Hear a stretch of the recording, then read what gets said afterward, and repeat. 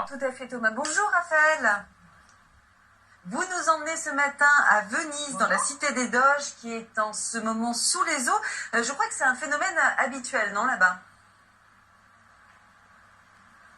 Oui, c'est ce qu'on appelle l'aqua alta, qu'on pourrait traduire par les hautes eaux, la montée des eaux. Vous savez, Venise a été construite au niveau de la mer, ce qui fait que dès que les marées sont fortes, dès que le niveau de l'eau augmente d'environ 1 mètre à peu près, eh bien la ville se retrouve inondée, ce qui rend Venise particulièrement vulnérable face au réchauffement climatique, face à la montée des eaux.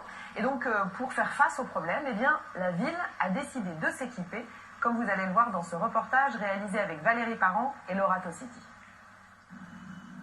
C'est une image devenue un classique de Venise. La place Saint-Marc, inondée par la marée.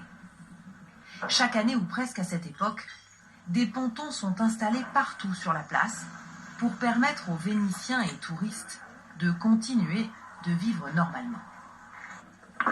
Un nouveau cliché romantique, mais un danger pour les monuments. Cette année, la ville a mis en place une protection aux allures d'aquarium, avec des barrières de verre partout autour de la basilique Saint-Marc pour qu'elle ne prenne pas l'eau.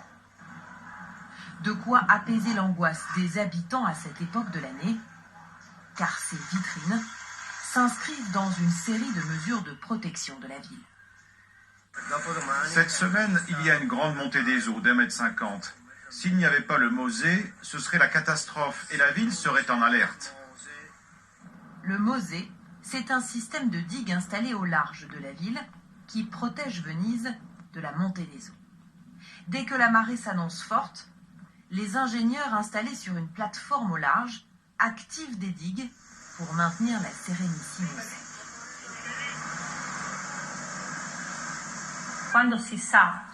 Dès qu'on est averti d'une montée des eaux exceptionnelle, on peut lever les 78 digues en une demi-heure. À cause du réchauffement climatique, ces dernières années, Venise a connu de graves inondations, comme ici en 2019, mettant en péril son fantastique patrimoine architectural classé à l'UNESCO. Alors, Raphaël, ces digues sauvent Venise, mais apparemment, il y aurait, à cause d'elles, d'autres problèmes dans la lagune.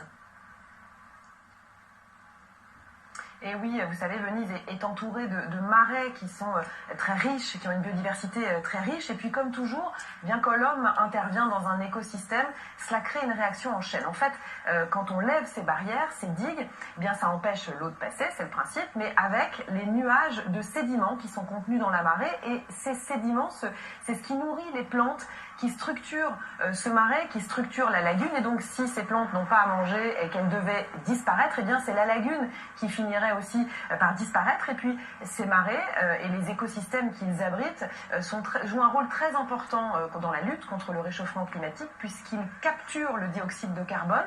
Selon les chercheurs, 1 km² de marais vénitien permet d'éliminer 370 tonnes de dioxyde de carbone. Donc, à l'avenir, est-ce qu'il faudra choisir entre le patrimoine de l'homme et la nature sauvage? Eh bien, c'est encore un défi que nous lance la lutte contre le réchauffement climatique. Bien, merci beaucoup, Raphaël Chapira, en direct de Rome. Absolument. Le